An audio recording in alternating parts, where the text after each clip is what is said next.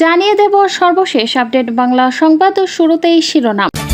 মধ্যপ্রাচ্যে যুদ্ধ পরিস্থিতির কারণে সৃষ্ট বৈশ্বিক জ্বালানি সংকটের প্রেক্ষাপটে সন্ধ্যা ৬টায় দেশের সব দোকানপাট ও শপিং মল বন্ধ করার সিদ্ধান্ত নিয়েছে সরকার। এই সিদ্ধান্ত পুনর্বিবেচনার জন্য প্রধানমন্ত্রী তারেক রহমানের প্রতি অনুরোধ জানিয়েছেন বাংলাদেশ দোকান মালিক সমিতির নেতারা। দোকান ব্যবসায়ী মালিক সমিতি বলছে, সন্ধ্যা ৬টার পরিবর্তে রাত ৮টা পর্যন্ত যেন ব্যবসা করার সুযোগ দেওয়া হয়।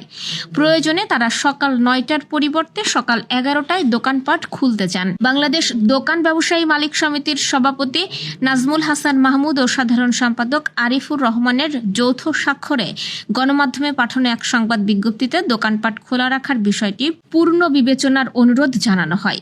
বিনিয়োগ ও শিল্প খাতের চ্যালেঞ্জ নিয়ে ব্যবসায়ী নেতাদের সঙ্গে বৈঠকে বসেছেন প্রধানমন্ত্রী তারেক রহমান।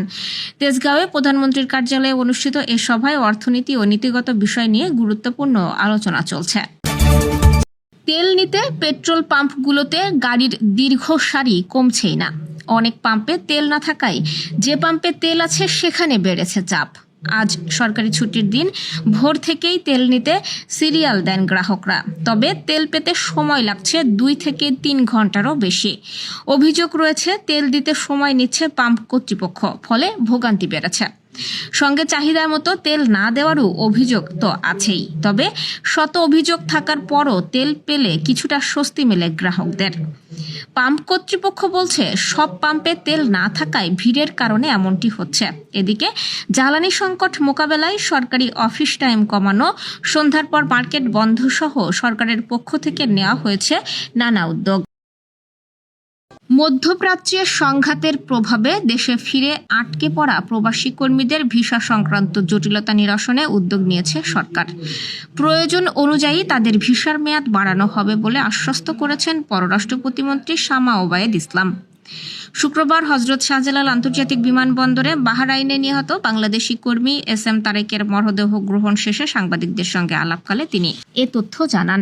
পররাষ্ট্র প্রতিমন্ত্রী বলেন, ইতোমধ্যে প্রবাসীদের ভিসার মেয়াদ ১ মাস পর্যন্ত বাড়ানো হয়েছে। যেসব দেশে প্রয়োজন হবে সেসব ক্ষেত্রে পরিস্থিতি বিবেচনায় আরও মেয়াদ বাড়ানো হবে। প্রবাসীদের নিরাপত্তা বিষয়ে তিনি জানান, বিদেশে অবস্থানরত বাংলাদেশি কর্মীরা যাতে নিরাপদে থাকতে পারেন এবং প্রয়োজন হলে দেশে ফিরতে পারেন সে বিষয়ে সংশ্লিষ্ট বাংলাদেশ দূতাবাসগুলো সক্রিয়ভাবে কাজ করছে।